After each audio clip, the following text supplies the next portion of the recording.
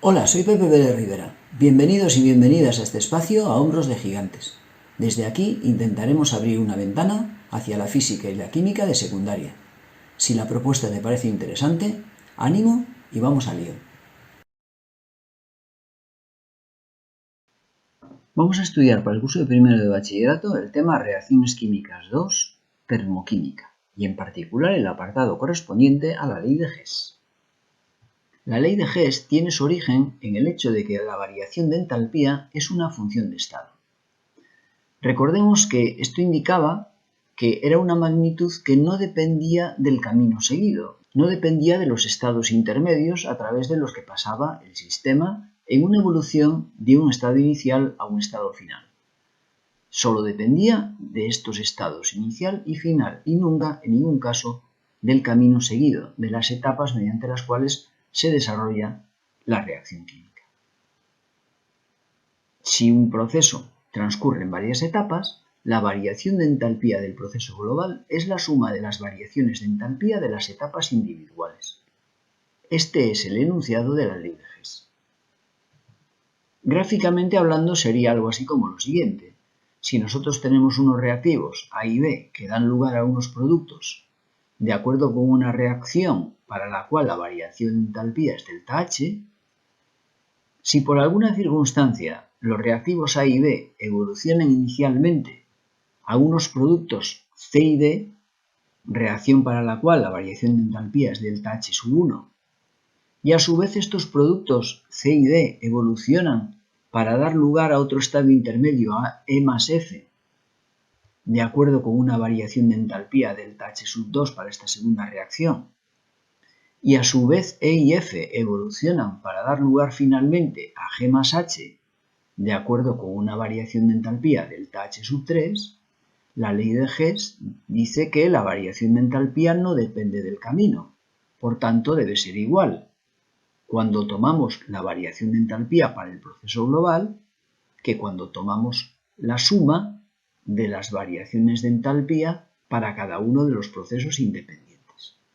Veámoslo en un ejemplo muy sencillo. Vamos a considerar la reacción mediante la cual medio mol de nitrógeno diatómico gas reacciona con un mol de oxígeno para producir NO2 gas. La variación de entalpía de esta reacción son 33,18 kilojulios por cada mol. Es decir, por cada mol de NO2 que obtenemos, se absorben, la reacción es endotérmica dado que la variación de entalpía es positiva, 33,18 kilojulios. Pero supongamos por un instante que el nitrógeno reacciona con oxígeno, pero tan solo con medio mol de oxígeno, para producir NO. En este caso, la variación de entalpía también corresponde a una reacción endotérmica y por cada mol de NO que se forma, se absorben 90,25 kilojulios. Imaginémonos que este NO ahora a continuación reacciona con el otro medio mol de oxígeno para producir el NO2 resultante. La variación de entalpía es ahora menos 57,07 kilojulios mol, lo cual nos indica, al ser negativa, que se trata de una reacción exotérmica. Como podemos observar, si contemplamos las dos etapas, veremos que el NO, el monóxido de nitrógeno que se forma en la primera, se consume en la segunda. Por tanto, el monóxido de nitrógeno es un estado intermedio que no aparece finalmente en la reacción química. Por tanto, podríamos decir que en el proceso global el monóxido de nitrógeno realmente no participa. En la primera etapa se consumió medio mol de nitrógeno y sumando las dos etapas se consumió un mol de oxígeno diatómico y el producto que se obtuvo es un mol de NO2. Combinando estas dos ecuaciones, vemos por tanto que se obtiene la ecuación original de partida.